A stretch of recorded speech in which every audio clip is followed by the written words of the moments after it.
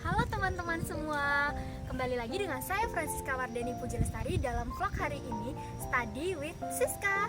Nah, pada hari ini kita berkesempatan untuk mengunjungi salah satu tempat bersejarah yang ada di Kota Bengkulu. Kalian tahu salah satunya apa? Salah satunya adalah benteng terbesar, yaitu Benteng Marlborough.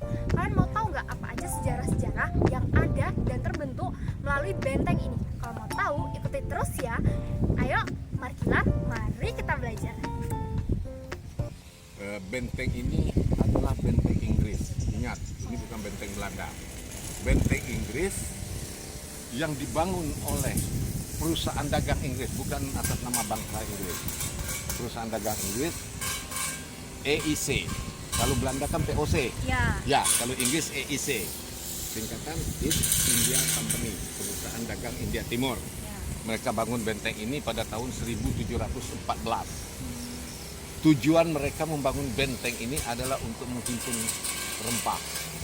Berrempah dari Kota Bengkulu. Ya, jadi bukan Kota Bengkulu ya. Dulu Kota Bengkulu ini belum ada pada masa itu. Jadi kerajaan-kerajaan Bengkulu yang ada di Bengkulu. Ya, kita punya kerajaan 8 di Bengkulu ya. Itu semuanya penghasil rempah. Jadi Inggris itu datang ke sini, dia bekerja sama dengan semua kerajaan yang ada di Bengkulu ini, dan rakyat Bengkulu, kerajaan Bengkulu dilindungi oleh Inggris. Paham ya? Jadi artinya kalau bangsa Eropa coba masuk yang lain, diusir oleh Inggris. Makanya dia bangun benteng ini di samping untuk mengumpulkan rempah, juga untuk melindungi perusahaan dagang mereka. Nah, kembali 1714 ini bentengnya yang dibangun dengan luas areal 4,4 hektar. Luas ya, Pak? Ya. Luas areal ya, ingat ini areal. Kalau fisiknya 2,4. Ya, jadi fisiknya 2,4, kalau areal. Nah, benteng ini sendiri dibangun oleh Inggris ketika itu. Ya, pada masa itu belum menggunakan perkat semen. Ini tidak pakai semen sama sekali. Kalau Anda melihat sekarang sudah putih kayak semen ya, ini sudah restorasi. Pada zaman dulu menggunakan apa? Nah, itu dia. Saya ingin sekali ya, langsung ya. Kita bisa lihat ya, shot di sana itu kan ada dinding merah-merah. Ya, itulah aslinya. Itu bukan semen. Tanah merah, kapur, pasir, itulah perkatnya. Bukan semen. Ya. Dan itu kokoh ya, Pak? Ya, sekarang usia benteng ini 308 tahun. Ya, makanya benteng ini dinamakan Marlborough. Fort adalah lapangan ataupun ya, namanya airport. Ya, lapangan udara kali ini airport. Nah, jadi untuk mengetahui benteng ini setelah dibangun tanpa semen, jadi perlu Anda ketahui sebagai mahasiswa ataupun pelajar, ini adalah merupakan benteng Inggris yang kedua di Bengkulu. Yang pertama ada. Nah, itu dia. Anda semuanya, jangankan Anda yang masih pelajar, orang tua-tua sendiri Bengkulu banyak nggak tahu. Nah, ini makanya, baru pertama sekali ya. Oke, kita menuju ke dalam ya. Nanti kita lihat ya, di mana benteng ini sendiri dibangun Inggris ketika itu ya. Luar biasa pertahanan, berlapis 3. Artinya di depan tadi Anda lihat ada pintu. Iya. Ya, ini pintu. Oh iya. Belakang pintu. Jadi ketika benteng ini diserbu, mereka bertahan di depan, kemudian bertahan di tengah, baru mereka ke dalam. Jadi inilah benteng Fort Marlborough. Nah, kita menuju ke dalam. Kalau ingin mengetahui pintu yang masih asli peninggalan Inggris, ini masih asli. 308 tahun usianya, kayu. Enggak boleh. Ya, kayu, ini kayu. Ya, usianya 308 tahun. 8 tahun. Ya, ini bisa jauh ya. Nah, sekarang kita masuk ke dalam benteng, di mana ada kiri dan kanan. Di kanan ini ada tertulis ruang jaga dan sel militer. Perlu saya sampaikan, benteng ini pada masa awal dibangun Inggris tidak ada satupun penjara. Oh. Jangan samakan nanti sel militer ini, Pak. Sel artinya untuk hukuman internal. Misalkan mereka sendiri yang nakal, yang bermasalah, dihukum di dalam itu. Mari kita masuk, kita lihat ya. Nah, tadi dikatakan ruang jaga. Nah, ini deh. Inilah ruang jaga. Jadi ini dulu tempat orang yang jaga piket yang di sini itu sel militer dulu, ada pintu kayu. Jadi mereka dikurung di dalam itu kalau yang menakal. Oh, jadi hanya Pasukan mereka sendiri. Iya. Bukan Umum. iya, Enggak. itu bukan. Enggak. Makanya saya bilang tadi tidak ada penjara umum di benteng ini. Ya. Nah, ini pasukan Inggris dulu di Bengkulu, ini pakaiannya, uniformnya. Jadi pakaian ini tidak cocok dipakaikan di Asia Tenggara. Ini dirancang di Eropa, lihat. Kan ditutup semua. Iya. Kalau di Eropa boleh sih, karena udara dingin. Iya. Kalau di sini udah Panas. Nah makanya mereka banyak ini mengalami hidrasi panasan. Oke? Nah sekarang kita berada di ruangan ini, benteng Fort Marlborough ini saya katakan tadi adalah benteng yang kedua, ya. Iya. Sekarang benteng Fort Marlborough ya, jelas dibangun. 1714. Ya. Ini yang membangun benteng ini nanti kita lihat orangnya dan ini benteng kedua. Sekarang tadi pertanyaannya benteng pertama. Iya, benteng pertama. Oh, Fort York. Fort York. Lihat tahunnya. Tahun 1685 benteng pertama didirikan di Bengkulu Oleh Inggris. oleh Inggris. Nah, jadi maksud gue tahu. Kemudian tidak cocok lagi karena perkembangan mulai marah. Dan ingat, di Bengkulu ini orang-orang Eropa itu bukan mati karena perang. Karena endemik malaria dan kolera yang membunuh mereka. Jadi kolera malarianya. Makanya mereka tinggalkan, tidak ada kata lain, pilih di sini tempat yang kedua. Makanya berdirilah benteng ini, Fort Marlborough ini. Jadi benteng Ya. yang pertama sudah tidak ada lagi ya Bapak? Sekarang tidak ada lagi, tinggal runtuhan, tinggal konkret. Tapi masih di dalam lingkaran sejarah untuk ini. Oke, saya harap nanti ya, kalau ada yang grip ya, Anda boleh bertanya lagi ya, apapun ya, oke. Nah, benteng Inggris 2 di Bengkulu. Sekarang pertanyaannya begini, 2 benteng itu berapa investasi dana membangun benteng? Iya kan? Iya. Apa yang mereka harapkan di Bengkulu? Nah tentu ada imbal kan? Iya, imbal dari. Bengkulu ini negeri yang kaya rempah dan emas. Makanya Inggris masuk Bengkulu dia mengharapkan rempah. Tetapi ketika Inggris di Bengkulu dia tidak butuh emas. Dia tidak mau ambil emas. Dia lebih fokus dengan Rempah-rempah. rempah-rempah. Mari kita masuk ke dalam, kita lihat datanya. Ya kan? Kenapa Inggris tidak mau masuk ambil emas? Karena Coba silakan di shot boleh. pada era perdagangan rempah dari abad ke-15, harga 1 pon cengkeh sempat setara 7 ons emas di Eropa. Wah, cukup tinggi ya, Pak. Ya. Jadi 1 pon itu berbanding 7 ons emas. Iya. 7 ons itu kan berarti 700 gram. Iya. Nah, inilah artinya lebih mahal lah rempah daripada Daripada emas. emas. Makanya Inggris lebih fokus dengan rempah. Inilah rempah yang mereka butuhkan. Oh, ini. Ya, ini aja yang mereka butuhkan. Ya. Jadi di ujung pala, buah pala tadi ya, cengkeh, Iya. lada, kayu manis. Ya. Ini ada kopi, ini ada peristiwa tersendiri nanti kita uraikan tentang sejarah Inggris menanam kopi di Bengkulu. Ya, ya. Akhirnya pada tahun 1824 kekuasaan Inggris berakhir di Bengkulu. Maka Inggris menyerahkan wilayah Bengkulu ini kepada Belanda. Ya. Inggris angkat kaki meninggalkan Bengkulu, baru Belanda masuk. Nah, setelah Belanda di Bengkulu, baru Belanda buka tambak emas. Tambang emas. Iya, kan tadi. Tanah yang di Lebong itu ya, Pak? Iya, Oh. ini. Nah, inilah tambak emas Belanda yang ada pada masa itu. Nah, pada masa Belanda kan emas diambil, rempah juga dikuras. Iya. Nah, kita rakyat Bengkulu tinggal di negeri kita harus bayar pajak kepada Belanda. Inilah tekanan Belanda. Ini tambang emas Belanda yang ada di daerah Lebong sekarang. Ya. Ya. Ini contoh batu emasnya. Ya. Ini contoh batu emas. Nah, Ini pribumi yang menambah. ya, pribumi yang dipekerjakan dengan orang-orang Belanda. Ya. Boleh, Anda masuk juga boleh kelihatan, nggak apa-apa. Ya, nah. Dan sekarang kita bicara Kalau ini tambang emas di dalam tanah ya. Ya. Sebelum emas ini diambil dalam tanah, inilah kayanya Bengkulu. Maka Bengkulu dijuluki Suarana Wipa, negeri pulau emas. Ada ya? Ini kan dinding gunung. Ya. Ya, ini sudah emas, di luarnya aja sudah emas semua. Makanya Belanda dulu hanya menggunakan water cannon, hajar batunya jatuh, itu emas semua. Itulah kayanya kita Bengkulu. Oke? Nah, inilah. Kemudian kalau mau tahu tentang benteng ini oleh bangun Inggris, inilah tebalnya tembok benteng Fort Marlborough keliling bagian depan, 2,6 meter.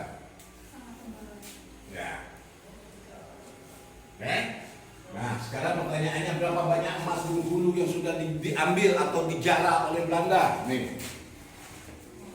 Sebanyak 37.874 kg emas dan 422.033 kilo perak. Ya. Sangat banyak. Ya, pada masa itu kalkulasinya lebih kurang 81 juta gulden pada masa itu. Inilah kayak kita Bengkulu yang sudah dikuras oleh Belanda. Ya. Ya. Kalau tidak pandang, ini kayak penjara. Ya. Maka yang tadi tidak ada benteng ini, tidak ada penjara satupun. Dulu pintunya kayu, karena kayunya hancur, diganti dengan besi, kayaknya seperti penjara yang kita punya di sini. Ya. Kalau meriam ini tidak di sini tempatnya dulu, ini hanya hiasan. Oh, hanya. Kalau dulu dia di bawah ini cuma pakai roda. Dulu menggunakan meriam juga, Pak. Loh. Pada zaman itu. Nah iya, ini meriam mereka, asli dari Inggris. Asal dari Inggris. Iya, ini mereka punya ini. Jadi senjata mereka dulu ini untuk menghajar. Makanya tembok tadi kita lihat tebal-tebal. Iya. Karena ditembakkan dari kapal itu tidak kemungkinan jebol karena temboknya tebal. Kalau mereka tembakkan dari darat ini menembakkan dari kapal, kapal kan kayu, Iya. hancur. Oh, Nah, itu jadi sistem perang mereka simpel saja. Pada Iya. waktu itu belum mengenal tombol, belum mengenal apa. Nah, jadi di sini Mbak ya, Mbak, kita pernah mendengar nggak Bung Karno diasingkan di Bengkulu? iya pernah. Sekarang pertanyaannya, apa? Orang pernah bertanya, Pak, di mana penjaranya Bung Karno di benteng ini? Oh, Pak sekarang dipenjarakan di benteng juga? Enggak. Enggak. Enggak. Bung Karno tidak pernah dipenjarakan di benteng ini. Ya. Pada tahun 1938, dia dari Flores ND, kan dia diasingkan ke Bengkulu. Iya. Ya, sejarah tahu ya. Dia di Bengkulu ini dikasihkan rumah hunian. Iya, di rumah sekarang. Nah, itu sekarang ya. jadi museumnya. Ya. Ada orang mengatakan Bung Karno pernah dipenjarakan di benteng ini. Ini Ya. timbul mitos. Ternyata bohong. Bohong. Kenapa itu terjadi? Ada berita seperti itu begini, Mbak. Pada tahun 1940 itu Bung Karno, dia kan diasingkan di Bengkulu rumahnya. Iya. Kita kenal Bung Karno itu tokoh politik. Iya. Kemudian dia seniman. Di Bengkulu ini dia menghimpun satu organisasi atau kalau sekarang katakanlah komunitas. Iya. Jadi mereka mendirikan satu perkumpulan drama ataupun tonel. Kalau dulu kan drama itu tonel, namanya bahasa Belanda. Nah, di dalam keterasingannya Bung Karno di Bengkulu ini, dia itu membuat organisasi ini buat drama. Iya. Nah, di ruang inilah Bung Karno diintegrasi. Oh, diwangi. Ruangan ini integrasi Oleh Belanda. Kan dia diambil dari rumahnya tadi, Iya. dibawa ke sini. Iya. Ketika dia masuk kan orang lihat Bung Karno dibawa penjara ke benteng. Iya. Tapi ditunggu-tunggu Bung Karno nggak keluar sampai siang. Oh, Mereka kan pulang. Menyebabkan Bung Karno dipenjarakan oleh Belanda. iya. Kan gitu. Iya. Pada posisi pukul 3:30 sore selesai diintegrasi Bung Karno diantar pulang lagi. Jadi Orang nggak lihat. iya, orang tidak lihat. Maka timbullah isu itu mengatakan Bung Karno di penjara. Jadi sebenarnya yang di penjara itu tidak benar. Itu hanya miskomunikasi aja. Karena sampai sekarang kalau kita orang tanya di mana penjara Bung Karno, tidak pernah ada. Ini adalah ruang integrasi. Ya, itu semua. Makanya Bung Karno kita lihat itu bapaknya adalah Bung Karno berkenalan dengan seorang tokoh politik Muhammadiyah bernama Mati. Itulah bapaknya Fatmawati.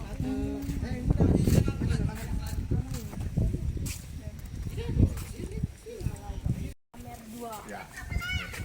Oke, ini kita ya, lalu mau singkat sekarang saya akan sampaikan secara nasional. Ya. Indonesia dijajah Belanda 3,5 abad. Ya. Makanya saya bilang di Bengkulu itu tidak berlaku, Mbak. Karena Inggris di Bengkulu lamanya ini.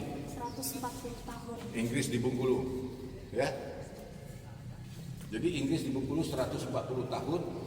Kapan mulai Belanda? Maka saya bilang tadi 1824, 1845 baru Belanda di Bengkulu.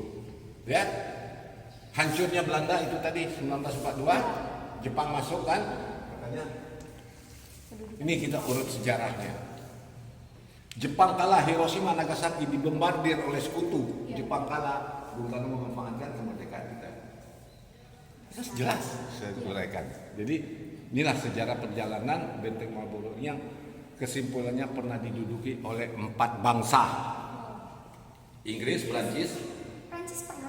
Semua orang kalau saya sebut nama Prancis orang kaget. Nanti kita lihat datanya. Inggris, Prancis, Belanda, Jepang.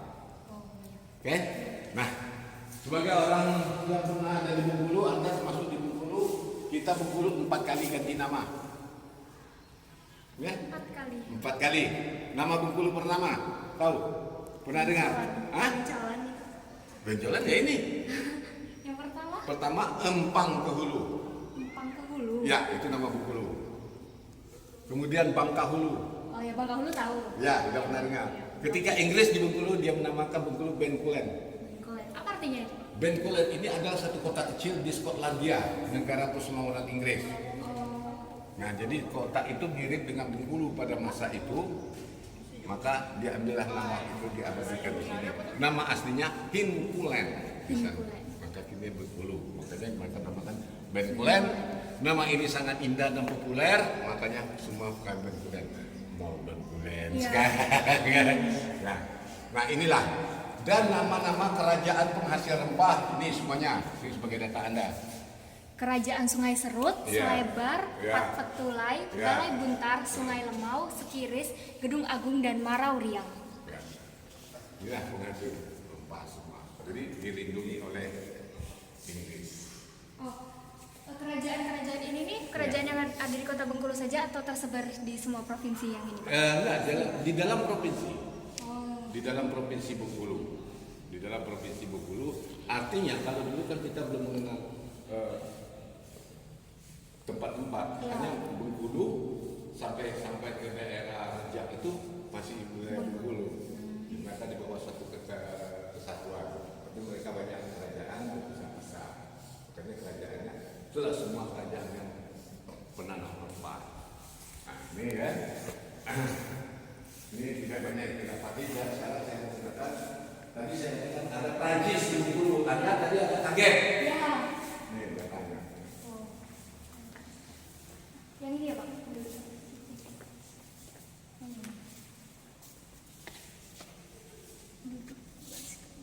Oh, pada tahun 1758.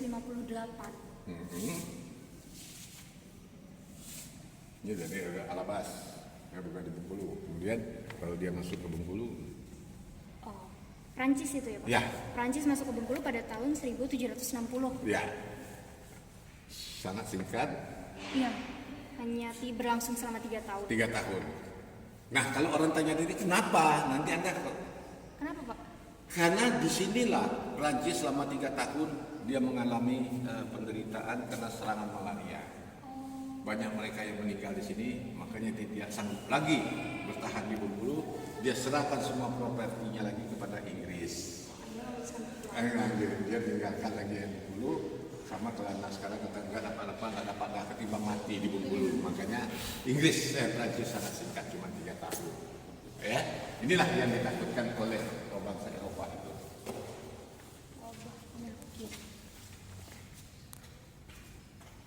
Ya, kita. Ini saya katakan tadi ya, inilah sejarah yang sangat luar biasa. Perjanjian Inggris dan Belanda terjadi tahun 1824 Inggris menyerahkan ke Belanda. Belanda menyerahkan ke Inggris. ya apanya? Apa yang diserahkan? Nah ini, jadi peristiwa ini disebut dengan Traktat London. Traktat London. Ya. Nah, Inggris menyerahkan kepada Belanda wilayah Bengkulu ini, yang kaya raya ini kepada Belanda. Kalau secara hitung dagang rugi Inggris. Iya. Ya. Tapi setelah itu Belanda pun menyerahkan satu pulau kecil aja karena Inggris menuntut. Ambillah Bengkulu, kami bangsa pedagang Inggris minta satu pulau kecil yang tidak ada penghuni, tidak ada hasil bumi, tidak ada apa-apanya, hutan kosong aja. Nama pulau itu ini. Ini yang mintanya. Sekarang Tumasik menjadi negara Singapura. Nah, Kenapa? Kenapa ingin berganti kepada pulau yang kecil? nah itu dia tadi, itulah saya katakan tadi. Secara visi, ya, secara visi dia sudah tahu bahwasanya Singapura ini untuk masa akan datang akan menjadi bandar pelabuhan internasional. Maka tempatnya sangat strategis. Ya kan? Iya. Secara hitung dagang rugi loh. Emas dan rempah di Bengkulu ditinggalkan. Diserahkan pada Belanda. Tapi dia pilih pulau ini kecil, pada masa itu tidak ada penghuni. Sekarang dunia kan mengakui. Iya. Nah, inilah makanya saya katakan visi Inggris luar biasa. Makanya di tangan Inggris berubahlah pulau itu menjadi Singapura sampai sekarang. Oke? Nah, inilah namanya siapa yang memimpin ekspedisi pertama Inggris. Terakhir Inggris meninggalkan Bengkulu itu dipimpin oleh salah seorang gubernurnya yang sangat terkenal dari Bengkulu, dari Inggris. Kita kenal dengan namanya, inilah orangnya. Ini gubernur Inggris yang terakhir Bengkulu. Raffles. Ya, inilah orangnya. Dia ini sangat disegani oleh rakyat Bengkulu, oleh kerajaan Bengkulu. Kepemimpinannya sangat bersahaja. Dia penuh dengan wibawa, tegas dalam memimpin. Makanya rakyat Bengkulu sangat senang. Makanya bumi Bengkulu dijuluki bumi Rafflesia. Bumi Rafflesia. Nah, karena kepemimpinannya itu makanya saya katakan tadi sangat. Dan di dalam rumah tangga, walaupun namanya halu, dalam hidup rumah tangga dia yang paling menyedihkan. Dia punya anak 5. Semuanya pada usia 16 tahun paling tua itu semuanya meninggal. Ya, karena tadi apa? Wabah tadi. Makanya dia anaknya semuanya meninggal di Bengkulu, makamnya di sana. Ya, bukan di makam umum, Citra. Inilah Raffles. Adakah Anda bertanya lagi tentang apa lain daripada Raffles? Kalau Inggris menjajah, emangnya keuntungan untuk Bengkulu itu apa, Pak? Nah, sekarang begini, Pak. Mungkin Anda seorang pelajar Anda harus tahu. Sampai sekarang setiap negara di bawah koloni Inggris itu semuanya makmur. Oh, begitu. Coba, saya mau tanya siapa di Inggris? Siapa koloninya? Australia, Hong Kong, Brunei, Malaysia, India. Makmur. Karena sifatnya dia edukasi, mendidik. Lebih baik. Kalau Belanda menguras. Ya. Makanya orang berkata, kenapa Bengkulu ini tidak jadi di bawah Inggris? Karena Inggris sudah punya visi juga mengambil Singapura. Ya, kalau kata kita persemakmuran. Nah, ya, apa boleh buat, sudahlah. Nah, jadi itulah tujuannya. Makanya Inggris setiap kita contoh, dia berdagang rempah. Ya. Dia biaya dengan harga normal. Kalau Belanda ditekan, makanya pernah enggak dengar? Mungkin semua pelajar boleh tahu. Belanda terkenal dengan Pandenbos, tanam paksa. Oh iya. Nah, itu diterapkan di Bengkulu oleh Belanda. Sedangkan pada zaman Inggris waktu itu tidak, ya, Pak? Enggak, Inggris persilakan. Bahkan ini kalau ibaratnya ini bibit, cara tanamnya begini, cara pupuknya begini, kira-kira begitu ya. Nah nanti ketika dia akan berbunga, cara memupuknya lagi begini. Setelah itu nanti panen, kami beli. Itu makanya Inggris. Makanya orang bilang, kalau dengan Belanda kita bodoh. Ya, nah, nah sekarang masalah satu lagi ya, maaf kalau kamu tahu tentang bunga Rafflesia. Pernah dengar? Pernah dengar bunga Rafflesia ya? Nama bunga itu apa aslinya? Rafflesia Arnoldi. Sekarang saya mau tanya Pak, izin Pak. Ini ya. Ya, inilah bunga Rafflesia Arnoldi. Ya. Karena diambil dari nama Sir Thomas itu. Sebelum itu saya mau tanya dulu. Bunga Rafflesia ini sama nggak dengan bunga bangkai? Beda. Di mana bedanya? Bentuknya? Bentuknya betul. Jadi kalau bunga bangkai ke atas ya, Ya. berbau ya. Ya. Hari ini. Nah sekarang, selama ini sudah tahu nggak dari mana datang nama bunga Rafflesia Arnoldi? Yang tahu dari nama Sir Thomas Raffles karena Raffles. Raffles yang nemu ya? Iya. Betul. Betul. Tapi saya tanya, nama Raffles itu siapa sih? Thomas Stamford Raffles. Kenapa nggak bunga Thomas Raffles? Oh iya. Iya kan? Ya. Ini sebagai ini ya, bahan untuk kalian. Ini adalah satu-satunya senjata kalian kalau untuk ditanya. Ketika dia ini kan suka ekspedisi, masuk hutan ke kerajaan. Suatu ketika di daerah Tanjung Sakti, daerah selatan sana, dia bersama rombongan sedang turun ke kerajaan, masuk hutan ketemu bunga ini sedang mekar. Data yang saya miliki, bunga ini garis tengahnya 1,5 meter awal ditemukan. Kalau keliling berapa lebar ya. Ketika dia kaget, dia berhentikan rombongan, dia tanya, ini bunga apa? Nggak ada yang tahu. Iya. Dia semua. Oke, kalau nggak tahu saya kagum dengan bunga ini, maka bunga ini saya namakan bunga ini. Bunga Raffles doang.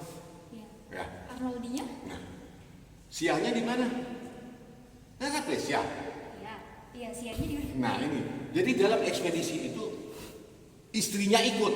Oh. Istrinya ikut karena dia cinta kepada istrinya, kagum dengan bunga itu, maka bunga ini katanya saya persembahkan buat istri saya tercinta. Nama istrinya Sofia. Sofia. Maka saya ambil bunga ini, saya namakan nama istri saya. Dengan dia, Sofia, ujungnya ia dengan Raffles.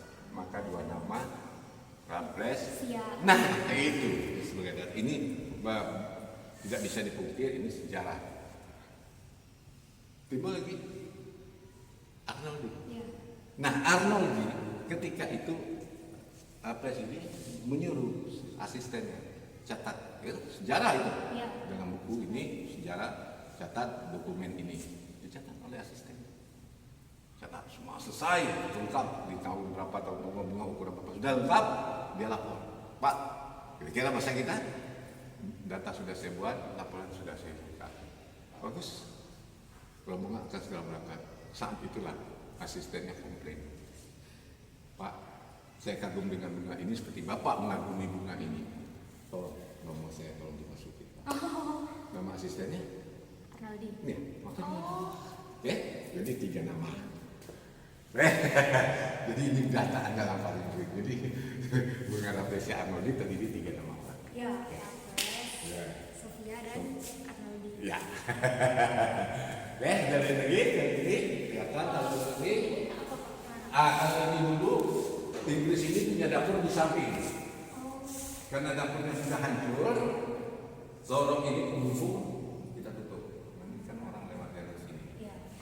Kenapa dapur Benteng ini sudah lama hancur, Mak? Jadi maaf, 1950 kita kenal Indonesia ini diakui kedaulatannya ya. Iya. Kita selesai konferensi meja bundar. Negara kita diakui oleh dunia merdeka. Saat itu benteng ini seluruhnya kosong. Maka Tentara Nasional Indonesia bermarkas di sini ataupun Kodim bermarkas di sini sampai agresi kedua datang lagi 1949 kan, terjadi agresi kedua, benteng ini kosong lagi. Nah setelah itu 1952 baru Kodim bermarkas lagi di sini sampai tidak terurus orang-orang. Jadi Hancur karena dapurnya tidak ada lagi, dapur dulu jadi asrama Kodim. dapur dulu tuh digunakan untuk memasak ya, Iya, jelas. Iya. tentara Inggris itu ya Pak? Iya, karena mereka di sini kan. Tinggal di sini. Iya. Jadi juru masak nggak ada, semuanya lengkap. Jadi ini makanya dapur itu dimanfaatkan. Oke, silakan untuk pertanyaan lain kalau ada masih ada yang mengganjal pikiran, mengganjal pertanyaan, ya. Saya sengaja kadang-kadang saya lemparkan dulu.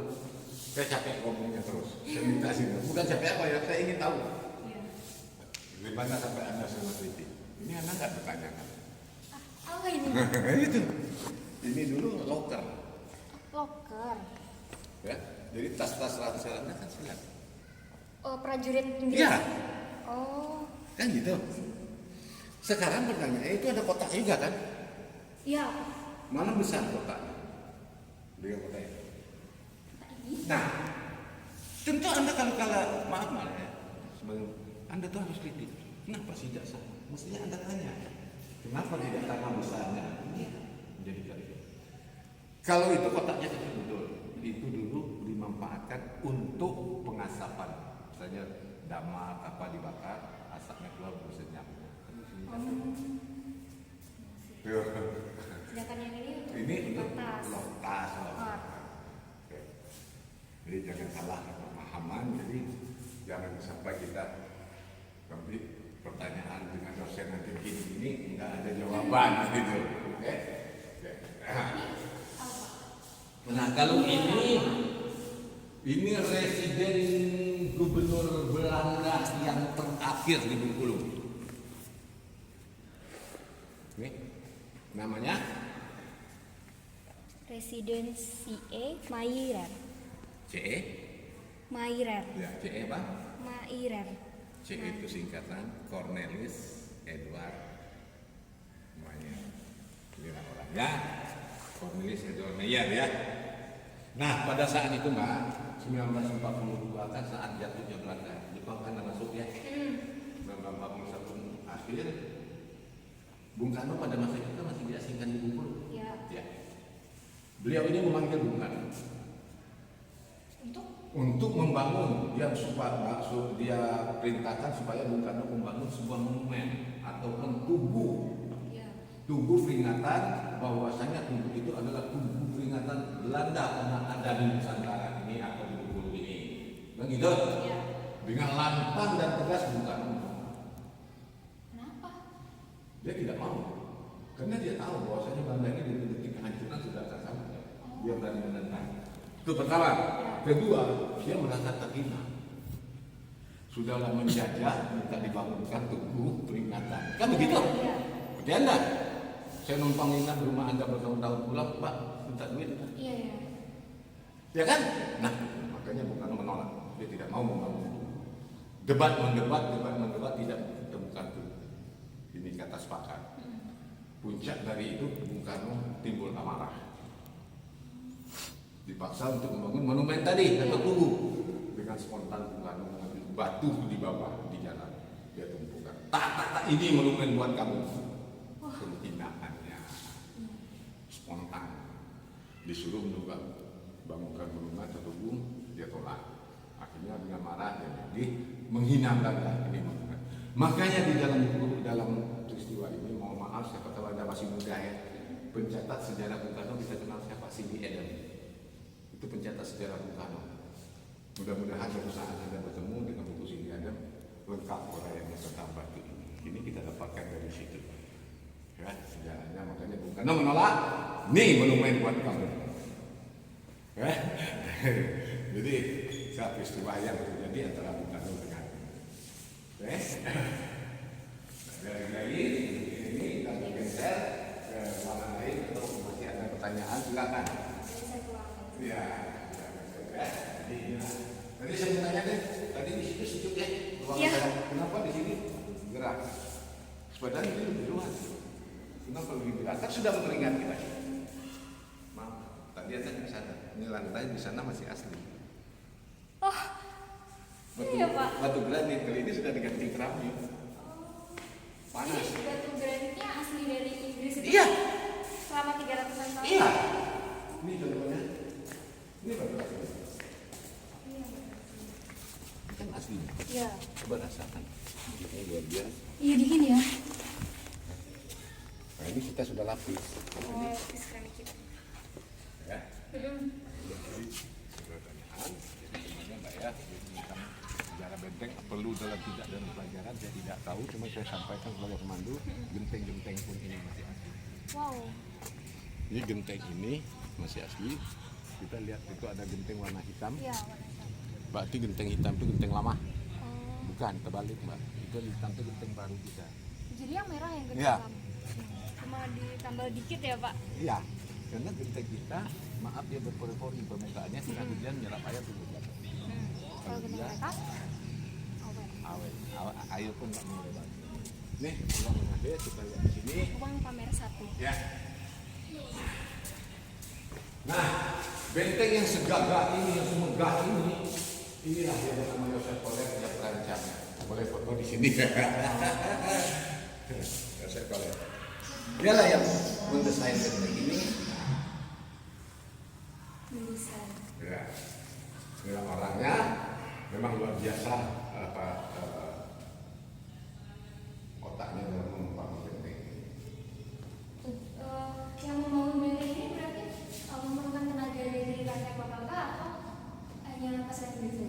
Kenapa baru sekarang Anda tanya? Sebenarnya saya tunggu kali itu sebenarnya. Jadi begini, pembangunan benteng Fort Marlborough ini tidak melibatkan rakyat Bengkulu. Sama sekali. Ya. Oh.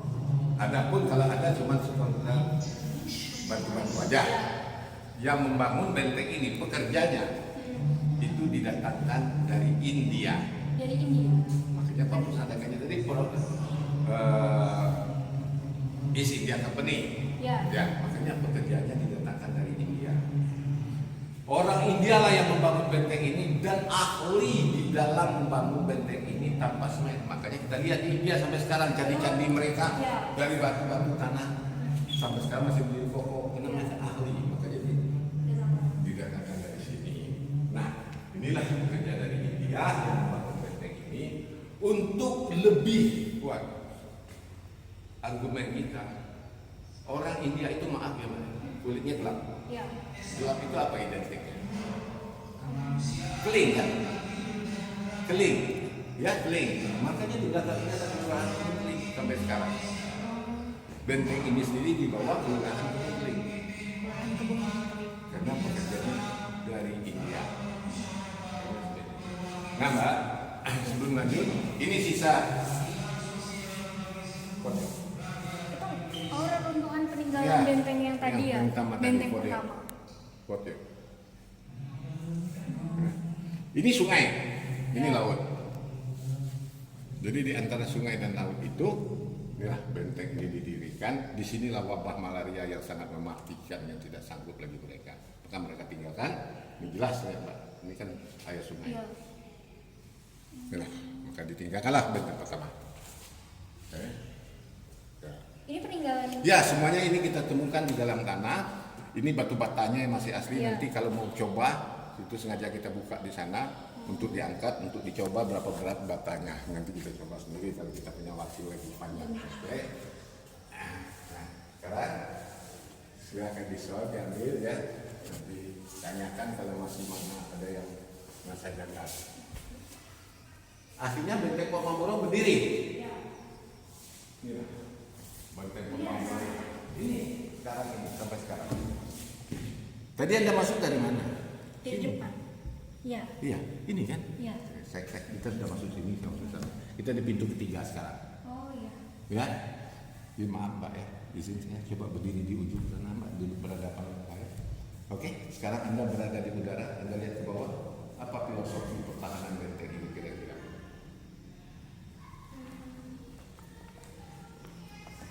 Ya? Filosofinya. Nggak bisa diserbu di tengah nggak sih? Sekarang saya tanya, apa filosofinya? Saya bocor aja, kayak hewan. Apa? Oke, ini kepala. Iya. Kepalanya ya, Oh iya. ini kaki dua depan, mencengkeram Oh, iya. di atas. Ini kaki dua belakang, ini ekor. Oh iya. Untuk seperti ekor. Tapi kenapa di sini tidak ada badannya? Oh karena untuk menyerang. Ya ini kan kaki, ini badannya, ini kaki, ini badan. Jadi filosofinya kayak kura-kura. Kenapa Pak? Kura-kura, pertahanan ini pertahanan kura-kura. Makanya benteng Fort Marlborough ini lebih signifikan dijuluki benteng pertahanan kura-kura. Karena dua kaki ini utara, ini barat, ini laut. Ini pertahanan laut mereka. Ini pertahanan darat. Ini pedagang rempah masuk di dalam belakang, bukan dari depan. Dari belakang ya Pak? Ya, di sini gudang rempah. Ini tanah kosong ya. Oh iya. Tuh, karena gudangnya sudah ada tidak ada lagi, karena gudangnya ini terbuat dari kayu. Oh, dari Nah, pertanyaan anak-anak sekolah sekarang banyak sama saya, Pak, kenapa Inggris dulu tidak bangun dari tembok sementara dia bangun ini tembok kok? Iya. Ya, Iya. inilah cerdasnya Inggris, saya bilang. Kalau dibuat dari tembok, ingat, pasti Anda tahu, tembok pasti bisa mengubah suhu. Iya. Kalau hujan lembab, kalau panas panasan.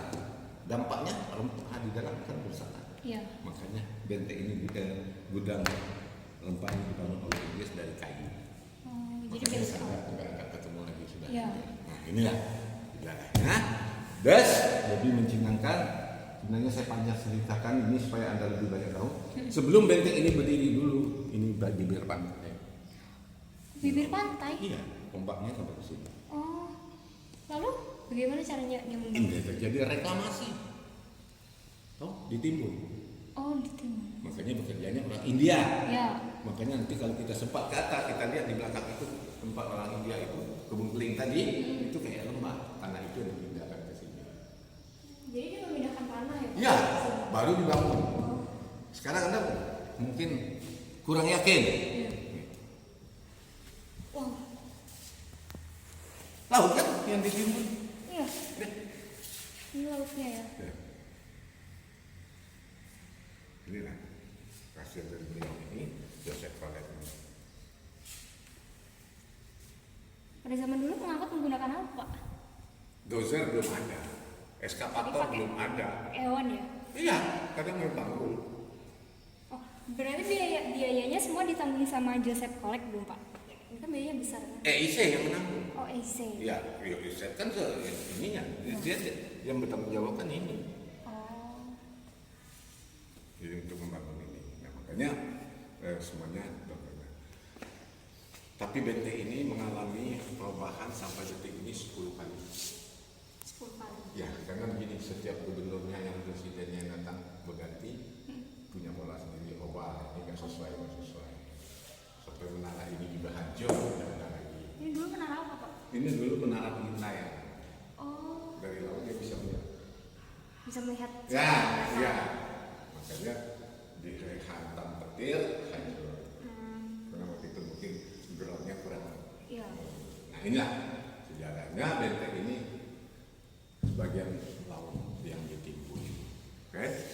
Bahkan untuk melihat semuanya seribu ini, kalau akan tanya kalau nanti ada yang tertinggal. Ya, karena Anda saya tahu ini untuk dasar di kampus ini. Nah, sama kan situasinya.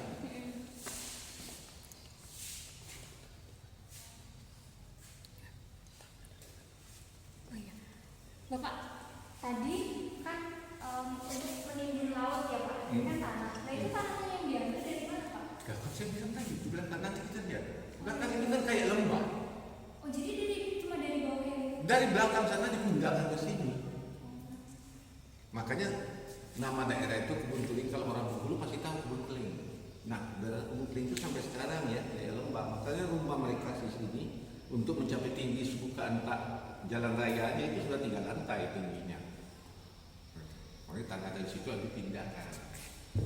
Jadi benteng ini tingginya bukit, bukan bukit alam. Itu juga lembah, bukan lembah asli, lembah buatan. Karena tanah itu dipindahkan ke sini. Makanya saya katakan Ahok reklamasi Pulau Seribu kami tidak kagum. Kami abad 16 itu sudah mereklamasi di Bengkulu. Oke? Nah itu. Oh, baik, Bapak mau nanya itu ruangan apa, Pak? Sama. Oh, Sama. dapur Ini juga ya? ruang menuju dapur. Ruang menuju dapur. Lorong menuju dapur. Karena dapurnya sudah hancur, tidak enak. Oke? Makanya kita tutup. Oke?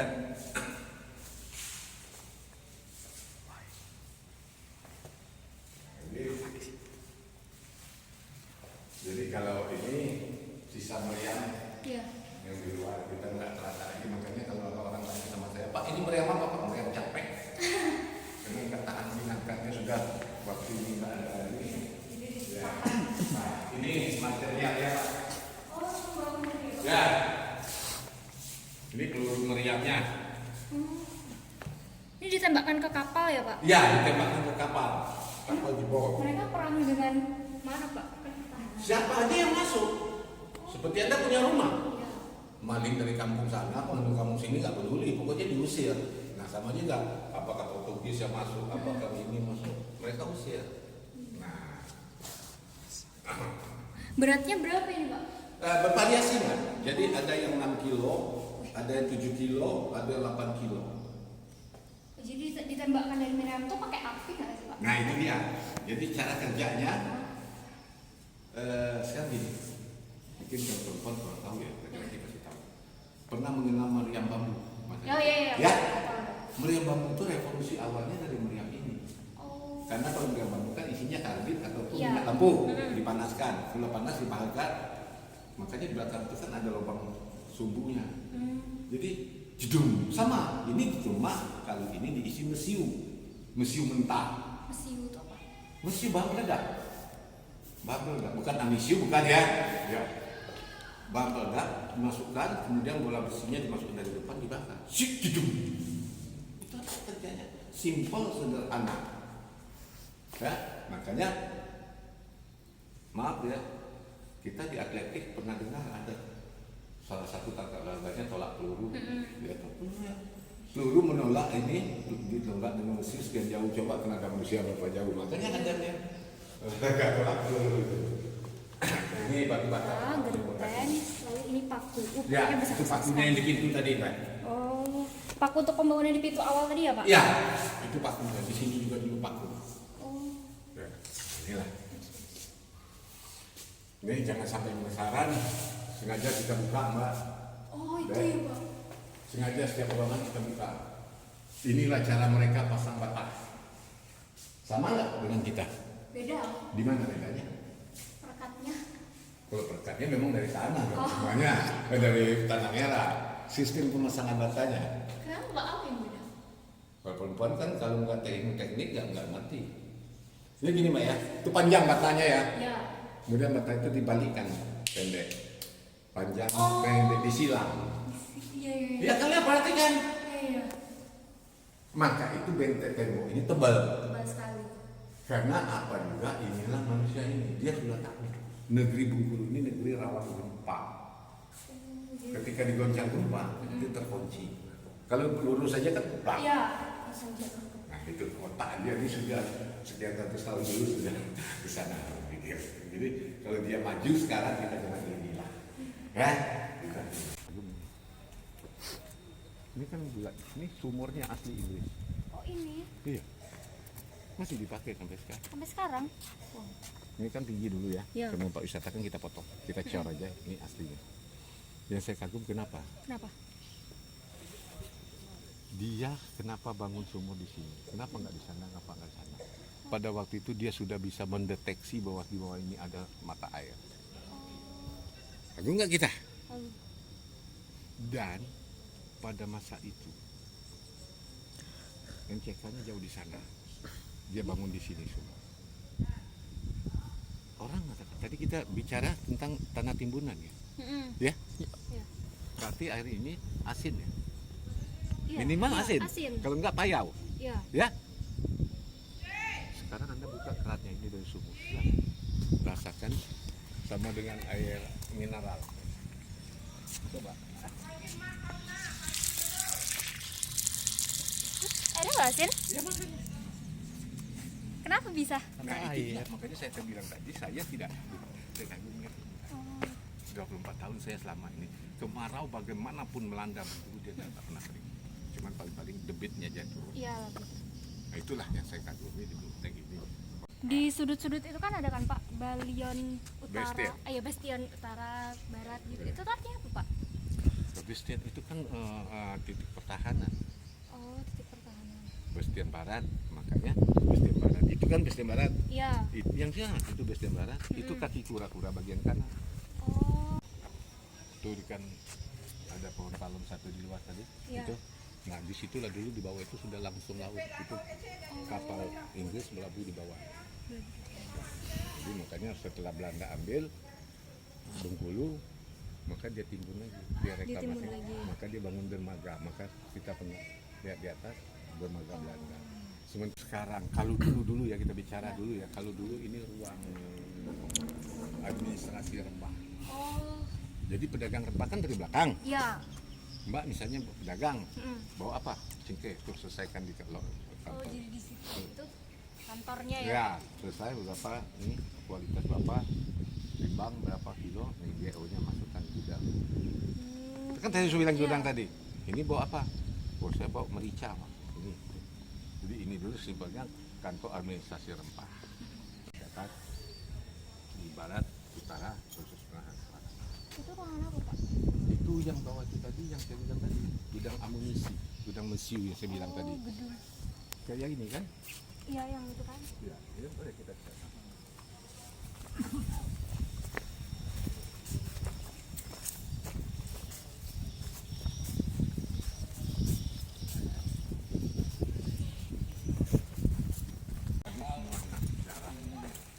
Ini meriam Inggris ya, ini meriam Belanda. Oh, berbeda. Beda dong. Ini kan kecil, ini Oh. Belanda, ini Inggris. Inggris lebih besar berarti. Oh iya, ada logonya Inggris. Inggris, ya, British. Ini lah Yang Inggris, ini, yang ini Belanda. Belanda.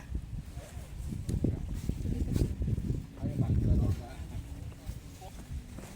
Oke, sebelum jauh ya, Ya, Pak. Anda lihat batanya tadi, Ya. 308 tahun, silakan. Wah, berat sekali. 308 tahun. Oh, bata ini. Ya, bisa tuh. Mesiu tadi. Jadi cadangan perang mereka ini Iya. mesiu. Itu gudang di dalam itu, di atas itu ada ruangan. Jadi mesiu mereka di dalam ini siap kalau untuk perang, cadangan cukup. Nah makanya kemarin terjadi waktu Prancis masuk, mereka sedang krisis mesiu. Jadi tidak bisa. Tidak bisa ngadakan Iya. perlawanan. Nah, makanya diserahkan kepada Inggris. Nah, ini lah Mbak, bangunan yang saya bilang tadi tanah kosong, lihat lantainya masih asli ya. Ya, itu fotonya nanti kita bisa lihat. Ya. Ini pintu, selesai penuh, rempah turun ke bawah, di bawah pohon itu kapal sudah menunggu. Dibawa berlayar. Iya. Apa? Iya, bukan pakai dayung Mbak, pakai layar. Oh ya. Makanya dari sana, dari Eropa tuh mereka menuju ke Bengkulu lamanya 7 bulan. Lama ya. Ya karena mereka ngandalkan angin. Ya. Kalau terjadi angin sakal itu kan angin dari depan ya, nggak mungkin bisa belayar. Mm-mm. Nah, nah inilah gudang mesiu. Jadi semua masih kita pakai semua, termasuk drainasenya ini masih drainase Inggris. Wow. Oke. Makanya kemarau bagaimanapun nggak pernah terjadi, banyak hujan bagaimanapun tidak pernah ada banjir di sini. Drainasenya. Nah, untuk jangan penasaran Mbak ya. Tadi saya katakan benteng tadi masih asli ya. Ya, masih sih. Bisa Mbak tuh baca tulisannya. Tom, panel. Masih asli. Stop panen pabrik. Wow. Asli ya. Itu yang buat mereka juga ya. Nah, itu mereka bangsa mereka yang membangun. Jadi mereka bangun termasuk ini kagum sudah kagum 308 tahun. Kalau bata kita. Ya, cepat sekali rusaknya. Kalau pertama. Kedua, ini dulu fungsinya Mbak. Ini tempat turun naiknya meriam. Oh. Yang beratnya bertonton. Menggilat ini nggak hancur. Ya. Nah inilah. Oke, kita mau ke atas tadi ya. Baik. Boleh. Nah, ini jalan kaki ya. Oh iya. Ini untuk Meriam. meriam. Turun naik. Sekarang pertanyaan Mbak, Ya. mampu nggak didorong meriam sebelah itu? Dulu kan pakai roda ya. Nggak didorong, Enggak. nggak berat ya. Iya, berat Tapi- sekali. Ya itu Inggris cerdas. Setiap sudut pasti ada sih. Oh, jadi ditarik. Iya dibantu tarik sambil didorong. Kita lihat. Nah, inilah. Nah, Mbak sebelum jauh saya katakan ini benteng kokoh. Ya. Inggris tidak ceroboh. Kenapa? Bagaimanapun juga dia pasti hitung suatu saat kalau benteng ini mampu ditaklukkan musuh gimana mau lari. Ya. Ya, Ya. pasti ada emergensinya. Ini emergency door. Itu yang setengah lingkaran. Oh, Ya. itu enggak. Oh, Pak. Itu pelarian ke bawah. Oh, jadi bisa Ya, ada jalan. ya. Nggak dilanjutkan. Jalannya kemana? Dia jalannya kemana? Nah makanya namanya tembusnya dulu itu namanya Villa Inggris bernama Mount Felix. Mount Felix. Ya. Di mana itu, Pak? Nah sekarang Mount Felix itu lebih indah, lebih cantik dari benteng ini. Oh, di Gedung daerah itu rumah gubernur itu. rumah gubernur itu. Iya sekarang. Jauh sekali tembusnya. Iya. Itu Montpellier, Villa Inggris. Berarti lewat bawah tanah ya? Iya, mereka? memang buat tanah. Makanya dulu ada gubernur kita Pak Hussein membuat replika. Oh, Sampai ke depan tidak boleh masuk karena dilarang jati. Karena begini, kalau mau masuk menerobos ke bawah, sanggup tak membuat perjanjian kalau terjadi rubuh bagaimana? iya. Ini bawa UNESCO loh. Makanya stop sampai di depan. Nah, ini tebusan. Jadi keadaan darurat bagaimanapun mereka tetap besar. Ya, ini 308 tahun Mbak ya. Ini semuanya Ini masih. tadi apa yang bilang untuk menarik? Iya bantu. Jadi sembari dorong Pak ditarik. Tuh, silakan. Ya. Nah, ini kan ada ruangan. Ini ruangan. Iya kan, tadi kan pintu di bawah Oh. tadi. Ini kan ruangan. Bawahnya ada tempat penyimpanan misiu. Ya, boleh. Nih, 2 lubang. Itu lubang apa, Pak? Ini dulu pintu, Pak. Pintu darurat ke bawah. Jadi begini. Ini kan baru kita pasang besi ya. Iya. Ini baru. Mbak masih lihat jendol-jendolan besi itu ya? Itu, Oh, ya. iya. Itu anak tangga itu, Mbak. Anak tangga sampai ke bawah. Ini ke bawah. Jadi, Mbak, Pak, pertahanan Inggris itu dulu sini. Laut kan di bawah ini. Iya. Jadi kalau terjadi terang tembak menembak lama-lama mesiu mereka di atas ini kan habis. Iya. Nggak mungkin dong lari ke bawah. Jadi dari Dorong bawah. sini. Ini sudah disiapkan oleh Inggris. Begitu cerdasnya Inggris sudah mengerti. Nah sekarang ini bibir pantai ya. Kita jadi jalan raya. Nah kan itu Pak, semestinya kita kan harus berpikir lah. Nah ini saya bilang tadi, ketika Belanda sudah ambil Bengkulu, Inggris kan pelabuhannya kan di bawahnya pantai aja. Iya dulunya. Ya. Oleh Belanda dia ingin dermaga permanen. Oh, Paham ya? baik. Kemudian dia timbun, Pak. Oleh Belanda Timbun. dia timbun lagi sampai di belakang sana. Pakai tanah yang sama yang Iya. tadi. Makanya 1827 karena bangsa Cina berada di sini karena Belanda. Bangsa Cina berada di sini karena Belanda. Iya. Kenapa? Ya karena Cina itu kan dulu kan pedagang, banyak Iya. bekerja. Dari masa Inggris dia kan tidak dapat kesempatan. Iya. Dengan Belanda kan Cina kan biasa kan. Oh, ya, Nah, kerja ya, sama. macam hayah lah, Ya. numpang lah ya. Ini diizinkan Belanda. Karena Wah, kampung Cina. kampung Cina. Inilah jantung perdagangan Bengkulu pada tahun 80 bawah dulu. Kenapa bangunan ini awet sampai sekarang di atasnya? Coba. Emang nggak mungkin bukan jurusan nggak ya teknik ya, tapi Karena bangunan yang bagus. Hah? Ya semua bangunan bagus semua Pak. Kenapa, Pak? Sadar nggak? Ini dari sini ya, kalau kita berputar sampai ke sana, Dia nyatu. enggak, lantainya nggak ada yang datar. Pak. Mending oh iya. Oh iya. Sampai ke ujung sampai sana. Ini bikin awet. Kalau hujan cepat dus buang. Oh iya dibuang jadi dia. Kalau kita kan menggenang, Iya. kita merusak bangunan. Dia sampai ke sana. Ini perlu kita contoh. Cuma kita apa nengsi apa gengsi ya, gengsi. Nggak mau ikut. Nah ini. Memang makanya bangun ini awet sekali. Jadi 308 tahun siapa di sana. Ya. Jadi semuanya sudah kita sampaikan. Kalau ini dulu laut semua. Oh, Belum. Nggak ada rumah. dulu ya. Ya. Makanya Jadi dulu apa? Kapal dari situ. enggak, kapal di sini. Di sini bagus enggak ada kamera gimana? Teluk kapal-kapal kecil mereka, dok kapal mereka. Makanya kalau kita lihat pertahanan tadi di belakang tidak terlalu digubriskan. Iya. Ya, karena mereka belakang ini teluk, tidak mungkin bisa ada serangan kapal masuk. Nah itu Inggris kan sudah menghitung semua, detail sekali dia hitung itu. Dari ini. Sudah, kalau mau ke bawah ya, nih tadi Gudangnya dulu seperti ini. ya ini gitu. Kayu semuanya. Rakyat Bengkulu menolak tunduk. Ini masa Belanda. Jadi ada salah seorang pemimpin dari Bengkulu ini bernama Kipati Cintomandi. Dia sangat anti dengan Belanda. Makanya dia membuat suatu surat.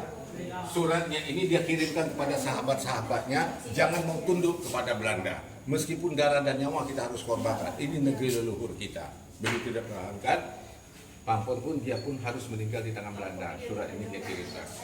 Nah, penulis surat ini Kipati Cintomandi, kalau mau melihat orangnya ini.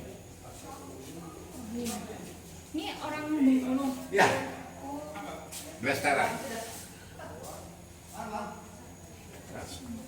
Oke.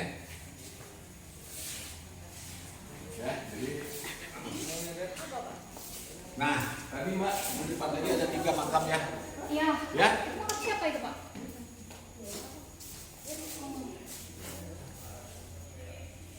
Inggris Thomas Parr. Residen Gubernur Inggris yang dibunuh rakyat Bengkulu. Kenapa? Karena kepemimpinannya pada waktu itu sangat kejam. Kita kenal tadi, kita sudah lihat rempah, cingkeh, pala, ya.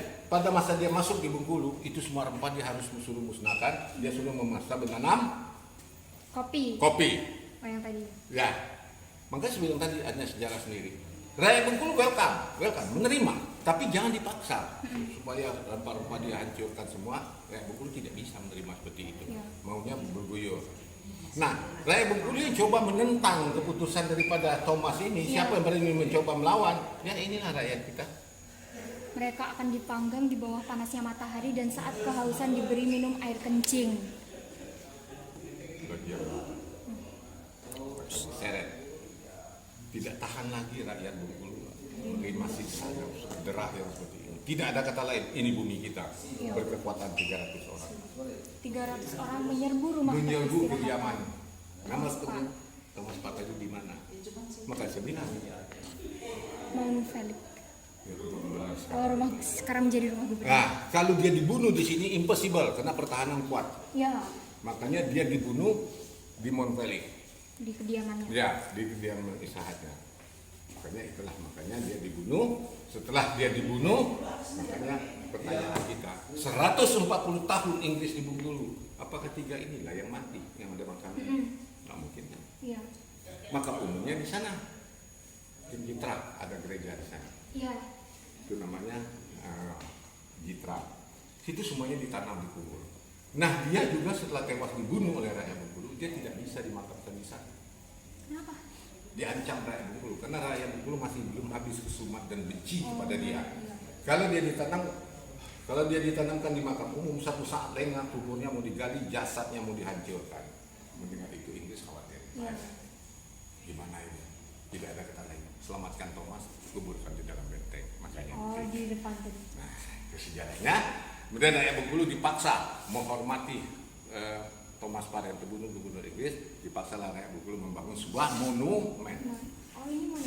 Nah, di depan. Iya, yang di depan. Nah, ini adalah tuntutan sejarah. Makanya orang tidak tahu mengatakan inilah kuburan Thomas, sama sekali salah. Kamunya di dalam benteng. Ini namanya simbol. Maka itulah dalam peristiwa, maaf ya, saya senang sekali kalau menguraikan walaupun waktu banyak panjang kita. Setiap ada hikmah kita orang Muslim pasti selalu percaya. Maaf ya kalau bukan Muslim. Setiap Muslim itu pasti mengatakan setiap peristiwa baik dan buruk pasti ada hikmah. Kalau itu enggak dipaksa oleh ini dulu menanam kopi, dulu tentu ada kopi. Sekarang Kopi asli. kita krisis 1998, Bengkulu kaya raya karena sedang panen kopi. Oh iya. Iya, kenapa kalau untungnya Bung Karno? Soeharto. Kita tidak mengalami krisis ekonomi. Tidak, bahkan kita kaya karena petani buat uang aja, mereka kan petani, masuk karung aja menyeret, beli mobil buka itu ini. Nah, artinya itulah kayaknya. Jadi ada hikmah dari setiap peristiwa. Oke, nah inilah bentuknya tadi.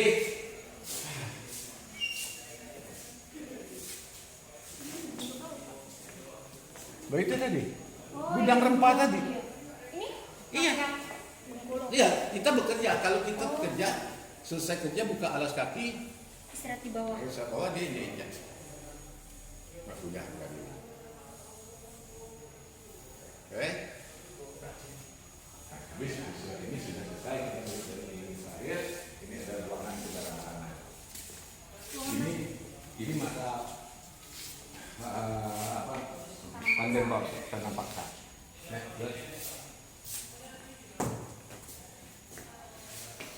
Johannes Vandenborg. Ya, kan kena Vandenborg. Ya. Pelaksanaan sistem tanam paksa atau kultur stem. Mereka dipaksa untuk menanam apa, Pak? Ya, kopi, cingkeh, Oh, rempah-rempah. harganya tidak stabil. Makanya, tesnya.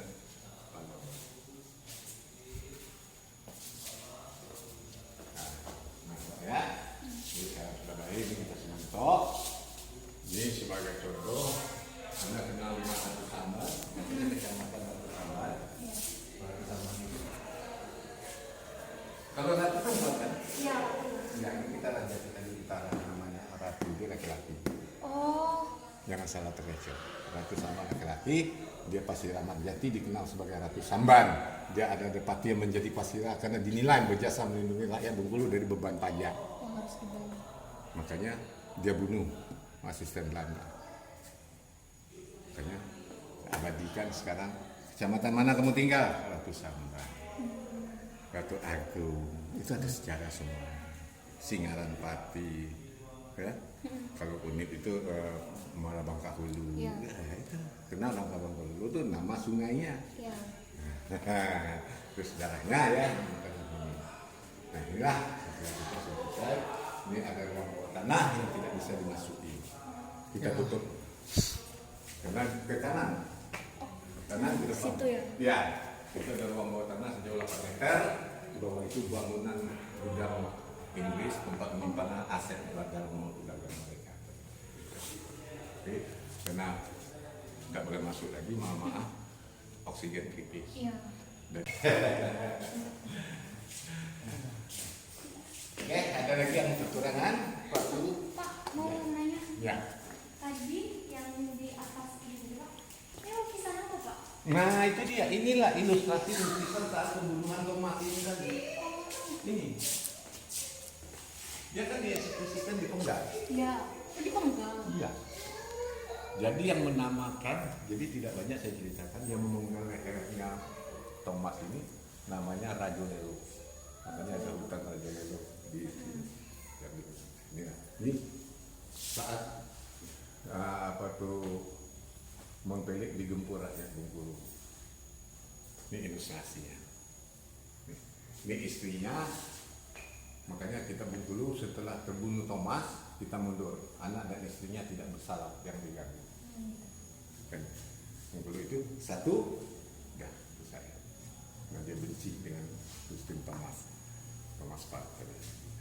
Jadi ilustrasinya inilah yang lebih kurang di Mengpelik.